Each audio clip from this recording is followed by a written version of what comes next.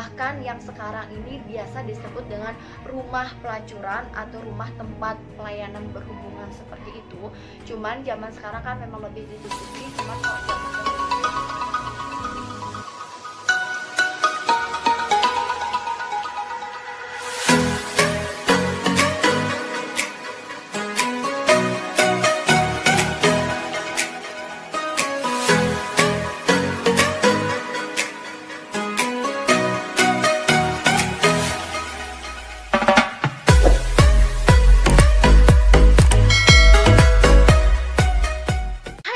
welcome back to my channel. Jadi di video kali ini aku akan membahas mengenai 4 wanita simpanan atau selir raja pada zaman dahulu yang membawa pengaruh besar kepada kehidupan yang sekarang. Kalian penasaran dengan ceritanya?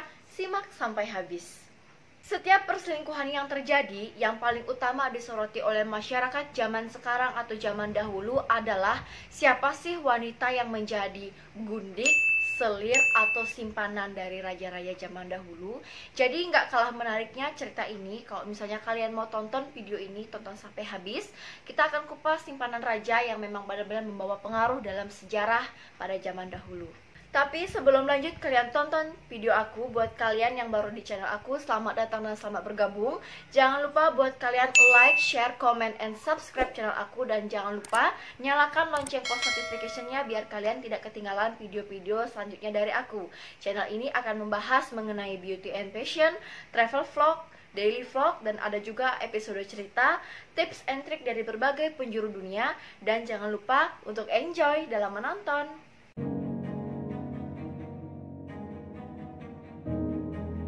Selir pertama simpanan raja yaitu Diane de Poitiers.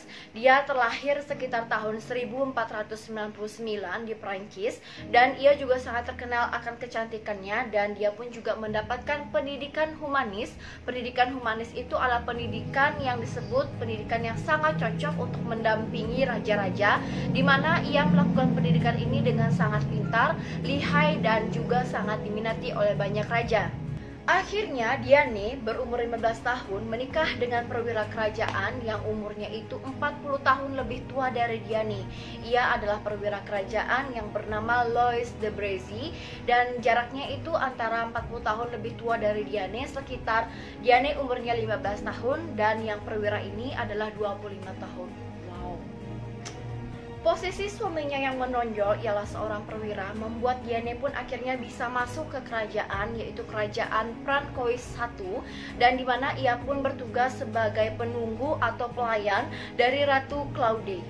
Di istana tersebut, Diane sendiri ditunjuk untuk menghadiri kelahiran dari Pangeran Henry II, dan ia pun akan kecantikannya dia diangkat sebagai pengajar sopan santun di istana. Jadi Diane sendiri ini lebih leluasa untuk keluar masuk istana ini, dan pada akhirnya dia pun merasa jatuh cinta kepada Pangeran Henry yang tautan usianya itu sangat-sangatlah jauh dari si Diana sendiri. Pada akhirnya Diane pun menjadi janda sekitar tahun 1531, dan pada saat itu Pangeran Henry sudah jatuh cinta kepada si Diane, dan Pangeran Henry ini tidak menikah dengan Diane. Dia menikah dengan seorang ratu pada tahun 1533, yaitu Ratu Catherine de Medici, tapi pernikahannya itu tidak berjalan dengan baik karena adanya si Diane ini. Pada tahun 1538, percintaan antara Pangeran Henry dan Ratu Diane ini memang sangatlah bergairah dan berkembang dengan sangat baik. Tapi yang perlu digarisbawahi, Pangeran Henry ini tidak ingin memiliki keturunan dari si Diane ini. Karena apa? Si Diane ini adalah selirnya si Henry, dan perlu kalian ketahui teman-teman, si Pangeran Henry ini banyak sekali mempunyai selir-selir, cuma selir kesayangannya ini adalah si Diane ini. Diane ini dan si Henry ini bahkan membangun politik-politik dan membantu membangun perekonomian dari masing-masing kerajaan ataupun kerajaan si Pangeran Henry ini, di mana Diane ini dan si Henry membuat surat-surat tentang politik dan ia pun menandatanganinya dengan Henry Diane. Mungkin karena saking cintanya dan saking memang merasa saling memiliki antara satu sama lain, ia pun membuat surat-surat politik di mana yang menandatanganinya itu adalah Henry Diane, bukan si Pangeran Henry dan istrinya. malah Pangeran Henry dan selirnya yang menandatangani. Saking cintanya ya memang seperti itu. Berbicara masalah keturunan, si Pangeran Henry ini sangatlah sering sekali berantem ataupun berargumentasi dengan selir separuh bayanya. Karena bayangkan, pada saat dia sudah mau menjanda, si Pangeran Henry ini baru lahir. Jadi selirnya itu memang separuh baya dari si Pangeran Henry. Jadi Pangeran Henry ini masih muda, tapi si Diane ini udah kayak tante-tante gitu. Jadi mereka ini sering berargumentasi mengenai keturunan. Dan di sini argumentasinya ini si Diane ini menyuruh Pangeran Henry ini ke kamar istrinya untuk berhubungan yang memang akan menghasilkan keturunan, karena Diane sendiri ini menolak untuk berhubungan yang lebih lanjut, bahkan menghasilkan suatu keturunan ini dengan si Henry. Karena apa sih arti sebuah selir dalam kerajaan? Itu kan hanya gundik atau simpanan raja yang memang dipakai aja sama raja waktu itu. Dan perlu kalian ketahui di sini, Pangeran Henry ini mempunyai 3 selir lainnya. Jadi Pangeran Henry ini mempunyai 4 selir, pertama Diane dan 3 selir lainnya. Jadi keturunannya itu hanya diambil dari 3 selirnya ini. Dan yang satu, si Diane ini tidak melahirkan satupun keturunan dari Henry. Jadi I don't know kenapa si Diane ini nggak mau melahirkan keturunan dari si Henry ini. Dan masa sebagai selir atau simpanan Raja Henry ini berakhir pada tahun 1559 ketika si Pangeran Henry ini kalah dalam berperang. Dan pada saat itu juga istri dari Pangeran Henry ini melayangkan gugatan untuk memberhentikan pemerintahannya si Henry Diane secara de facto. Dan si Diane ini dikucilkan ke dalam suatu tempat, dan ia pun memang nggak dianggap sebagai keluarga dari kerajaan itu, walaupun dia nggak mempunyai anak dan walaupun dia memang sudah berjuang untuk politik-politik dalam kerajaan tersebut dengan Pangeran Henry. Diane ini dibuang ke sebuah pedesaan dan ia pun di sana ditinggalkan dengan tidak adanya bahan makanan atau persediaan bahan makanan. Emang bener-bener dibuang banget sama istrinya si Pangeran Henry ini, karena mungkin merasa kesal dalam segi politik-politiknya dan perilaku-perilakunya. Tapi diduga selama umur 66 tahun si Ratu Diane ini atau selir Diane ini itu diduga kecantikannya masih utuh, karena saking cantiknya mungkin awet muda sampai tua. Dan akhirnya ia pun meninggal di pengucilan tersebut.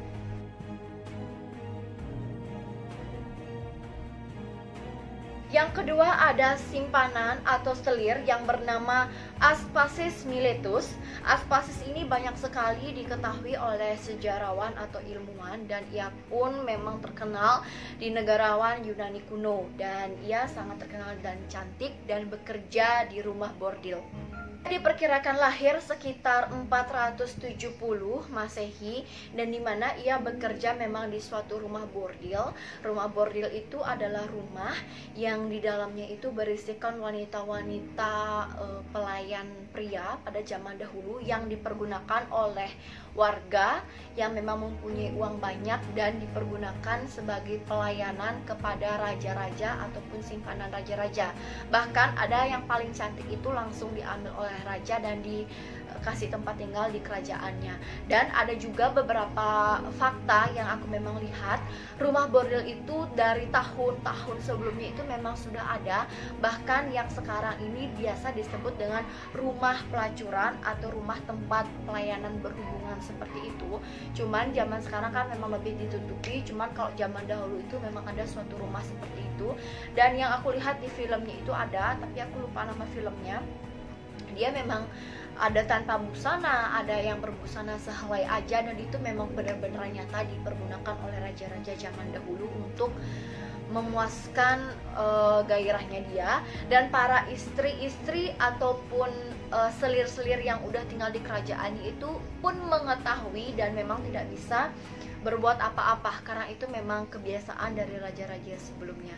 Makanya kan banyak raja yang zaman dahulu mempunyai banyak selir yang memang diambil dari rumah bordelnya itu. Ini memang mendapatkan pendidikan sebagai penjaga perusahaan lelaki yang sangat cerdas, atau kalian bisa balikkan ke zaman sekarang, kayak mami-mami zaman sekarang itu, si Aspasis ini adalah ketua rumah bordil zaman dahulu. Jadi kalau misalnya mau booking itu ke Aspasis ini, kalau misalnya mau booking dia itu dengan harga yang memang sangat fantastis, karena memang cantik dan memang dia punya pendidikan untuk perusahaan lelaki yang memang cerdas dan canggih pada zamannya itu. Ia pun menikah akhirnya dengan Pireslis, di mana Aspasis ini menikah dengan Pireslis. Tapi si Aspasis ini memang dari dulunya itu nakal, apalagi dia adalah ketua rumah bordil, dan di mana suaminya ini memang sudah mengetahui kegiatan Aspasis ini, tapi tidak melakukan pemberontakan terhadap istrinya ini, karena dia juga tahu istrinya ini melakukan itu untuk keuangannya dia dan perekonomian dia pada saat itu. Makanya si Aspasis ini pasti selalu berpindah-pindah tempat untuk mencari kehidupan yang baru. Banyak pembangunan yang dilakukan oleh Pericles yang dibantu oleh Aspasis, di mana Aspasis ini sangat membantu si Pericles ini dalam politik dan militer. Bahkan karena mereka sangat-sangat saling cinta, walaupun si Aspasis ini adalah merupakan selir ataupun gundik, ia pun sampai menemui ajalnya ini. Proyeknya itu pun dilanjutkan oleh Pericles, dan banyak banget konflik-konflik yang terjadi karena mengakibatkan orang asing seperti Aspasis ini mampu membantu demokrasi pada saat itu. Dalam masa hidupnya, saat mereka berhubungan berdua, si Pericles dan si Aspasis ini berhubungan, mereka memang sangat-sangat saling support dalam membantu politik dan militer. Walaupun si Aspasis ini adalah seorang pelacur, tapi dia memang sangat dihargai sama pasangannya karena dia sangat canggih dan pintar dalam membuat proyek-proyek yang besar, di mana salah satunya itu adalah birokrat di kota Athena itu adalah sumber ataupun demokrasi yang dilakukan politik antara Aspasis dan Pericles.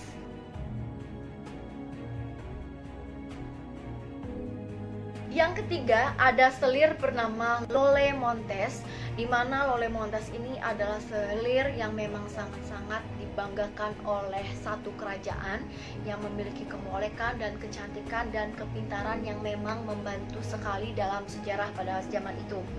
Lolle Montes ini terkenal dengan wanita yang sangat cantik dan terlahir sekitar tahun 1818 atau 1821, di mana ia pada masa mudanya itu ia pernah kawin lari dan ia menghabiskan beberapa waktunya itu di India, dan pernikahannya pun hancur dalam beberapa tahun.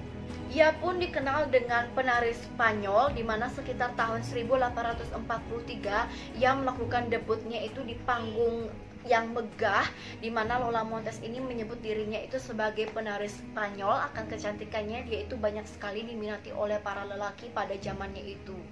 Setelah tampil ke beberapa kota seperti Eropa untuk melakukan tarian Spanyolnya, akhirnya ia pun dijadikan seorang bangsawan oleh Raja Jerman. Tapi Raja Jerman ini sangat sudah tua sekali, dan ia dijadikan Nyonya Ludwig I dari Bavaria, dan dimana ia pun akhirnya dibangunkan sebuah istana dan tunjangan hidup untuk Lola ini. Lola ini pun akhirnya diberikan tugas untuk mengurus urusan politik dan mengurus beberapa perdagangan pada saat kerajaan itu memang lagi maju-majunya. Jadi ia ini diperistri ataupun dijadikan bangsawan oleh Raja Jerman, yaitu raja yang memang sudah tua sekali pada masa itu, mungkin karena kecantikannya dan memang tariannya sangat bagus banget. Makanya Raja Jerman ini kecantol dengan si Lola Montes ini. Lola dasarnya memang sangat cantik dan pintar. Kepintarannya ini akhirnya ia merubah semua politik, di mana ia menyingkirkan para orang-orang yang gak suka dengan pemerintahannya dia. Pemerintahannya dia ini sangatlah keras namun memang berdampak pada sejarah dan menyingkirkan orang-orang yang kerjanya itu nggak benar. Jadi ia itu menyingkirkan semua yang menurut dia itu pekerjaan yang nggak baik, karena dia memang sudah dikasih tunjangan istana. Jadi politik itu semua diurus oleh si Lola ini. Karena saking kepintarannya dia, akhirnya Raja Jerman ini pun digeser dan disingkirkan juga oleh si Lola ini.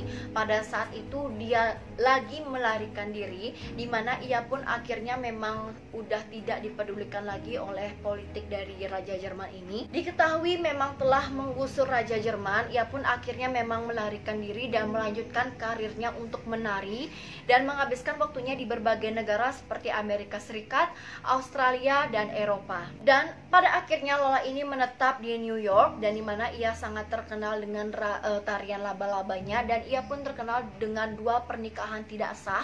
Pertama dengan suaminya yang pertama, dan yang kedua adalah Raja Jerman. Jadi dia ini memang statusnya itu hanya diangkat-angkat sebagai istri atau selir-selir gitu aja, cuman tidak ada pernikahan yang sah. Ia pun disandang sebagai pembunuhan, dan banyak sekali tuduhan pembunuhan yang diarahkan ke dia, dan berbagai skandal karena sifat provokatifnya itu, yaitu tarian laba-laba, dan masih banyak lagi tingkah-tingkah politiknya dia yang memang banyak sekali ditentang oleh berbagai warga dan berbagai kerajaan-kerajaan pada saat itu.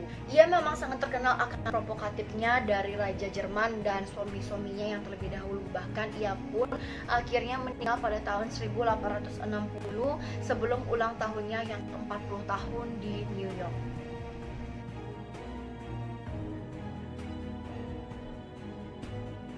Yang keempat ada Barbara Palmer. Barbara Palmer ini merupakan selir Raja Charles II dari Inggris, yang merupakan sosok wanita yang terlahir dari keluarga sederhana pada tahun 1640. Pada umurnya yang ke-19 tahun, akhirnya ia pun menikah dengan Robert Palmer dan berpergian bersamanya ke Belanda untuk melihat perekonomian dan politik-politik yang ada pada zamannya itu. Akhirnya ada seorang simpatisan kerajaan mengangkat Barbara ini sebagai kekasih raja yang digulingkan, dan ia pun tiba di London akhir tahun itu dan memanggil si Barbara ini ke pangkuannya untuk mendampingi sebagai selir ataupun simpanan raja tersebut. Selir dari Raja Charles II ini akhirnya melahirkan anak pertama yang berjumlah 7 orang, di mana yang diakuinya adalah cuma 5 orang. Jadi dari 7 anak si Raja Charles dan selir Barbara ini, hanya 5 orang yang diakui oleh Raja Charles. Selain komprominya terhadap Raja Charles dan Ratu Catherine, ternyata ia ini mempunyai sikap yang dermawan, di mana ia ini mengumpulkan kekayaan kecil yang berfungsi sebagai antara bantuan atau meminta bantuan dari kerajaan untuk rakyat-rakyat biasa. 5 dari anak Raja Charles dan selir Barbara ini tersisa 2, dan 2 anak ini diperjuangkan oleh Barbara untuk mendapatkan kayak warisan seperti itu dari Raja Charles, walaupun Raja Charles sendiri meragukan anak 2 tersebut. Akhirnya Raja Charles tidak suka dengan beberapa sifat yang suka mengkompromi ataupun sifat seenaknya sendiri mengumpulkan kekayaan kecil untuk meminta bantuan kepada raja. Akhirnya Barbara itu diusir sekitar tahun 1674, dan diperkirakan Barbara ini wafat sekitar tahun 1709 pada usia 68 tahun. Masih banyak lagi sebenarnya kisah ratu-ratu yang memang dijadikan selir atau gundik pada zamannya itu, dan dimana rata-rata selir atau gundik ini memang dipekerjakan di rumah pelacuran. Tapi tidak semua yang bekerja di rumah pelacuran ini tidak bisa membawa sejarah, teman-teman. Bahkan dari keempat yang saya sebutkan tadi itu memang mempunyai versi yang berbeda. Versi yang dalam kerajaannya dia sangat jahat, tapi versi di luar kerajaannya itu dia sangat membantu untuk politik, militer, dan bahkan perekonomian, dan membantu meminta bantuan kepada raja. Jadi buat kalian yang memang ingin menambahkan cerita dari selir, gundik, atau simpanan raja pada zaman dahulu, kalian bisa langsung komen langsung aja di bawah ini, jangan ragu, atau bisa kalian DM ke Instagram aku untuk beberapa cerita dari episode selir ini. Dan buat kalian, semoga enjoy untuk menonton. Buat kalian yang suka video ini, kalian jangan lupa untuk like, share, comment, and subscribe video ini. Dan jangan lupa nyalakan post notification-nya biar kalian tidak ketinggalan video-video selanjutnya. Dan buat kalian yang pengen aku cerita lain lagi, kalian bisa tulis di kolom komentar atau nggak DM di Instagram aku. Di sini udah ada, dan semoga kalian enjoy dalam menonton.